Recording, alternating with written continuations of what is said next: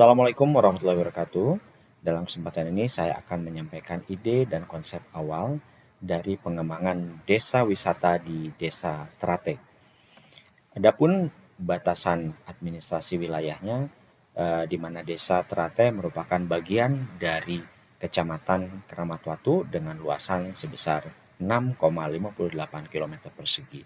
Dari luasan tersebut, sebesar 13,45% merupakan bagian dari luasan Kecamatan Keramat Watu dan 0,45% menjadi bagian dari luasan Kabupaten Serang.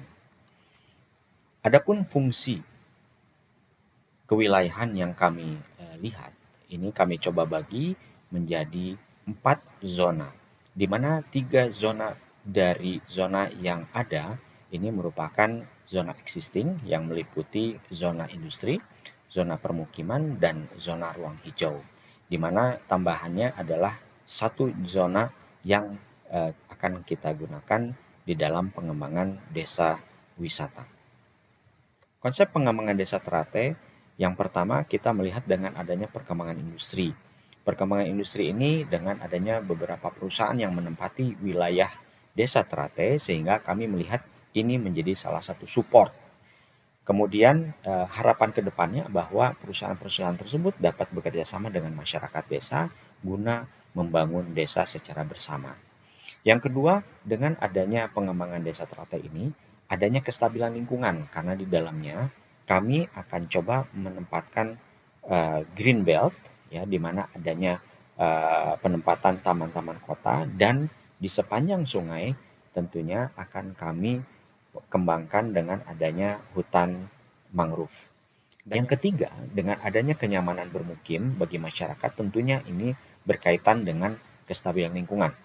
Ya, dengan adanya taman-taman kota, kemudian adanya pengembangan hutan mangrove, ini tentunya dapat memberikan kontribusi terhadap udara yang bersih. Kemudian yang keempat, di sini ada pengembangan terhadap masyarakatnya itu sendiri, di mana tentunya masyarakat kami ditargetkan menjadi masyarakat mandiri. Yang tidak bergantung dalam hal ini adalah bahwa masyarakat dapat mengembangkan segala kemampuannya di dalam mendukung adanya desa wisata tersebut. Kemudian yang kelima, ini berkaitan dengan peningkatan ekonomi. Ya, peningkatan ekonomi ini lebih ditekankan kepada peningkatan ekonomi desanya sehingga dapat meningkatkan peningkatan anggaran desanya. Dan ini tentunya yang menjadi salah satu target menekan kesenjangan. Nah, keseluruhan konsep ini kami melihatnya ini berkaitan dengan yang namanya Sustainable Development Goals yang dikeluarkan oleh PBB, ya, dan ini masuk dan menjadi target-target yang dapat dicapai. Kemudian kita lihat di sini dengan adanya isu yang berkembang, ya, dan menjadi salah satu dasar yang menjadi alasan kenapa Desa Trate di dalam pengembangannya lebih ke desa wisata. Karena kita lihat dengan adanya COVID-19 ini berpengaruh terhadap keseharian manusia, dalam hal ini juga dengan adanya pembatasan mobilisasi, ini sangat berpengaruh terhadap psikologis manusia. Sehingga dengan masuknya era new normal ini, kemudian dengan melihat potensi yang dimiliki oleh Desa Trate, kemudian kami melihat bahwa di Desa Trate ini dapat memberikan kontribusi terhadap proses healing, ya, dalam hal ini dengan dapat dilakukannya sebuah wisata. Nah, kemudian di dalam pelaksanaan wisata ini tentunya pengaruh yang dapat diberikan adalah dengan mengembalikan semangat beraktivitas. Ya, dengan adanya semangat aktivitas ini tentunya ada peningkatan kinerja. Dari keseluruhan ini merupakan dasar yang menjadi alasan kenapa Desa Trate namanya dikembangkan menjadi sebuah desa wisata. Adapun potensi wilayah perarian Desa Trate ini kami melihat dengan adanya sungai yang mengalir yang membelah di wilayah Desa Trate menjadi salah satu potensi yang sangat kuat di dalam pengembangan desa wisata. Di mana dari titik awal starting dari wilayah permukiman menuju ke wilayah laut, di mana potensi pengembangan sebagai zona pengembangan di sana, di mana berada di antara dua dermaga jeti, ini menjadi peluang yang sangat besar di dalam pengembangan desa wisata. Rencana pengembangan wilayah desa Teratai kami coba bagi menjadi 3 zona, di mana zona pertama adalah merupakan zona yang menjadi starting point. Starting point di sini adalah di mana pengguna bisa menggunakan perahu ya, melalui sepanjang sungai hingga ke titik akhir di zona 3, ataupun dapat berjalan kaki atau melakukan jogging melalui jogging track. Nah, kemudian di zona kedua, sepanjang zona 2 ini rencananya adalah dengan pengembangan hutan mangrove. Dan zona ketiga merupakan area wisata sebagai klimaks dari perjalanan wisata air ini, yang merupakan area wisata apung. Kemudian berikutnya untuk zona pertama yang telah saya sampaikan sebelumnya, bahwa di sini tentunya lebih banyak berkaitan dengan sarana dan prasarana, di mana yang pertama yang paling penting adalah dengan adanya pembuatan dermaga dan juga penjualan tiket.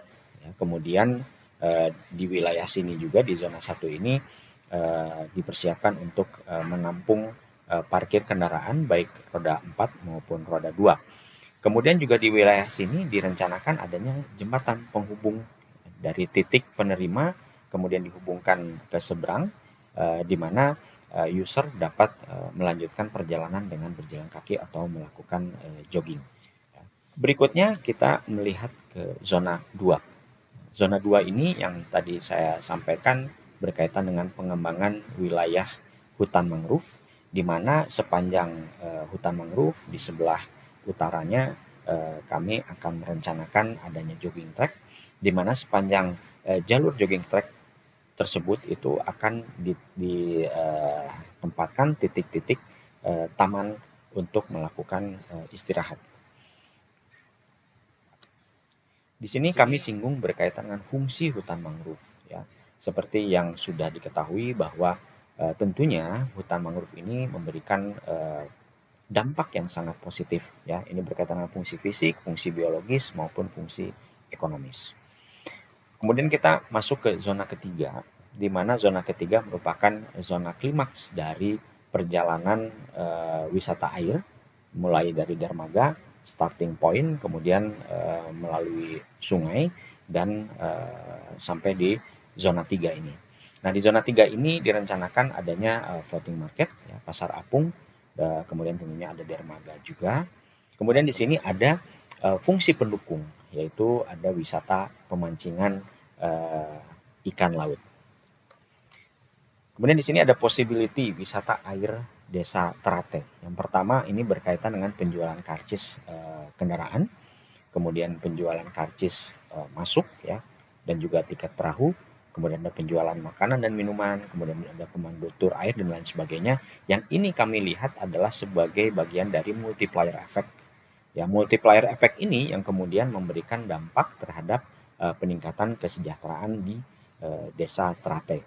Karena di sini tentunya dengan penjualan-penjualan tersebut tadi memberikan masukan kepada desanya ya melalui PADES. Ya.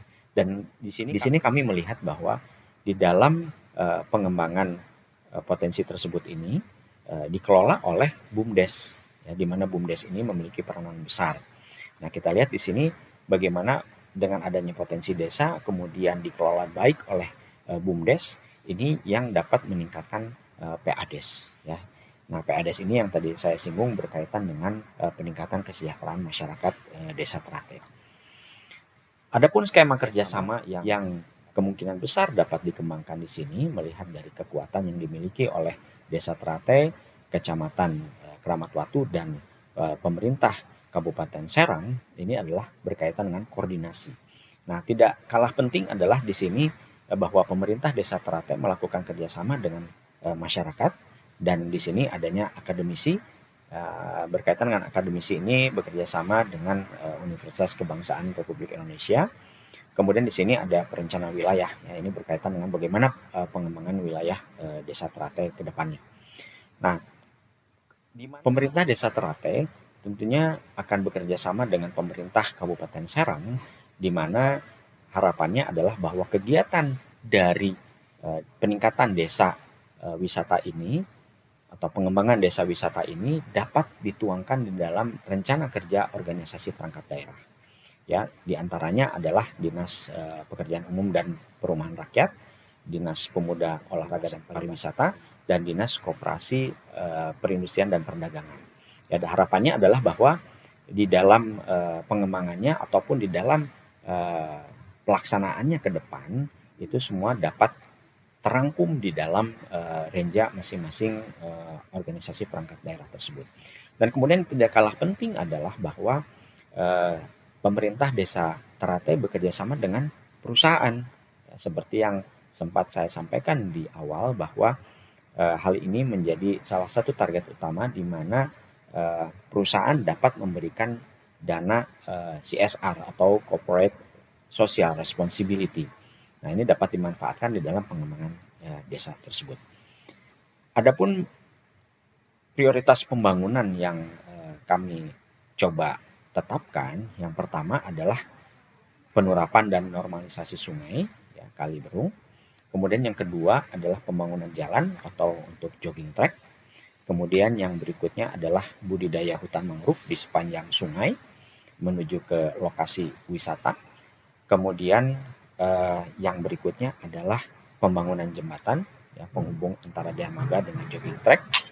Kemudian yang berikutnya pembangunan dermaga dan pendukung, ya, ada dermaga dan pendukung-pendukung lainnya. Kemudian pembangunan floating market atau pasar apungnya. Dan yang terakhir adalah pendukung, ya, adanya pemancingan ikan laut. Dari kesemuanya itu kami juga melakukan estimasi kebutuhan anggaran, ya, yang kami coba uraikan di dalam masing-masing pekerjaannya, di mana di sini kami coba bagi yang pertama pekerjaan persiapan, kemudian pekerjaan pematangan lahan, kemudian ada pekerjaan infrastruktur, kemudian ada pekerjaan tempat wisata. Yang kesemuanya ini membutuhkan dana kurang lebih sebesar 11,3 miliar rupiah. Demikian yang dapat saya sampaikan. Terima kasih. Wabillahi taufiq wa hidayah. Wassalamualaikum warahmatullahi wabarakatuh.